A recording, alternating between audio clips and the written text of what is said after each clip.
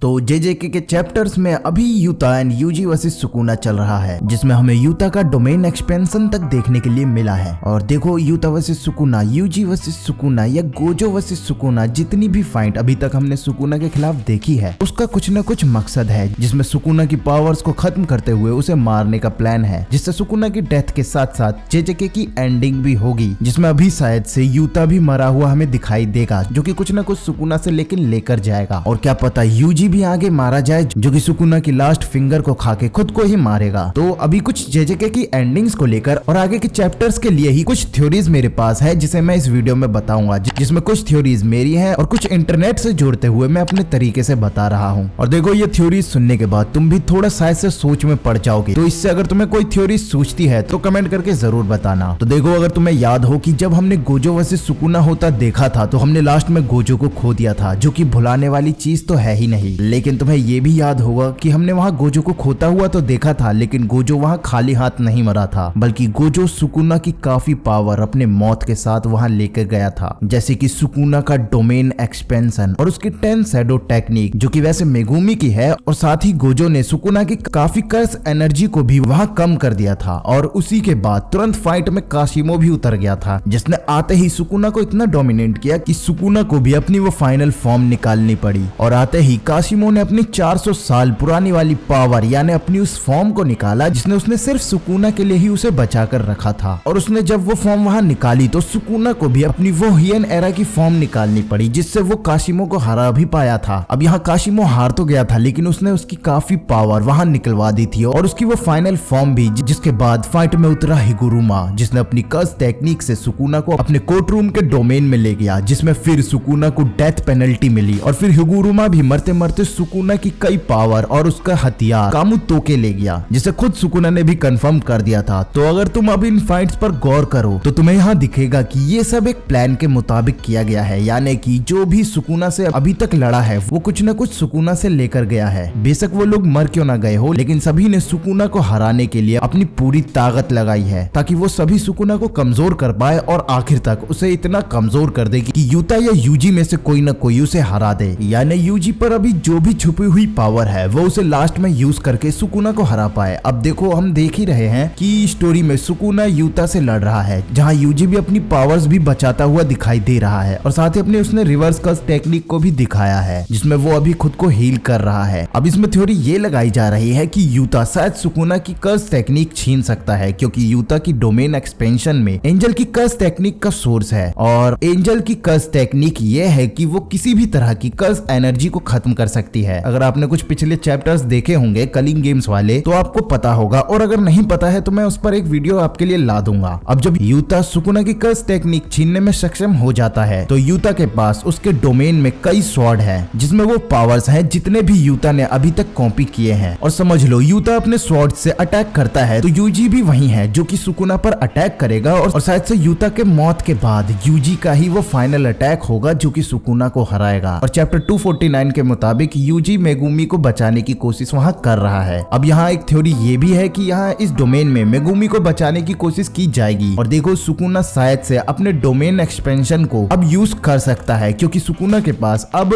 Tangent है, जिसे तुमने चैप्टर 249 में देखा ही होगा कि केंजाकू ने उसे सुकुना के पास भेजा था, जिसे उसने खा लिया था, जिसे देखते हुए ही चैप्टर में यूता कह देता है कि सुकुना अपनी पावर्स रिकवर कर रहा है। तो ऐसा हो सकता है कि सुकुना अपने डोमेन एक्सपेंशन को दोबारा एक्टिवेट भी कर ले, लेकिन उसी को रोकने के लिए ही यूता ने उसे अपने डोमेन में रखा है, क्योंकि वहां वो सुकुना पे अपने स्वॉर्ड से लगातार अटैक करके उसे रोकेगा और लगातार उसे कमजोर करता रहेगा। और एक थ्योरी के मुताबिक सुकुना की सोल मेगुमी की सोल से अलग करने के लिए फाइट में माकी आ सकती है, जो कि सुकुना और मेगुमी की सोल को अलग करेगी, या यूजी खुद ही वो चीज करेगा, जिसकी वजह से ही यूता के डोमेन में यूजी है, जिसे खुद सुकुना भी चैप्टर 249 में कहता ही है कि यूजी यहाँ इसलिए है ताकि इसे जब मौका मिलेगा तो ये अटैक करेगा, और उस अटैक के ब्लो से जब मेगुमी की सोल अलग होगी तो ये उसे कैप्चर करके उसकी बॉडी मेरी बॉडी से अलग कर देगा। जिसे समझते हुए सुकुना कहता है कि बढ़िया है, लगता है सबके पास अपना एक रोल है। अब देखो, यहाँ चैप्टर में दिख तो गया है कि शायद मेगुमी को सुकुना से बचाने वाला यूजी है, जिसकी वजह से ही वो शायद अभी तक सुकुना को इसलिए नहीं मार रहा था क्योंकि वो मेगुमी को पहले बचाना चाहता है। तो अब इन चीजों को देखने के बाद कहानी जब एंड की तरफ बढ़ेगी तो मेरे ख्याल से आगे वहाँ ये होगा कि यूजी यूता जब थोड़े से भी अपने प्लान लाइन में बढ़ते हुए दिखाई देंगे तो सुकुना अपनी लास्ट फिंगर को ढूंढेगा और खुद को पूरा करेगा, जिसे शायद यूजी ने अपने पास रखा है या गोजो ने कहीं छुपाया हुआ है, जैसा कि हम पिछले काफी थ्योरीज से बोलते भी आ रहे हैं। वो लास्ट फिंगर जब सुकुना को मिलेगी और जब सुकुना उस फिंगर को लेकर अपनी 20 फिंगर को पूरा कर लेगा तो सुकुना के पूरा हो जाने के बाद तो शायद यूजी तब अपनी पूरी पावर को दिखाएगा, जिससे वो सुकुना को दोबारा जिंदा होने से अपनी पूरी ताकत से रोक पाएगा।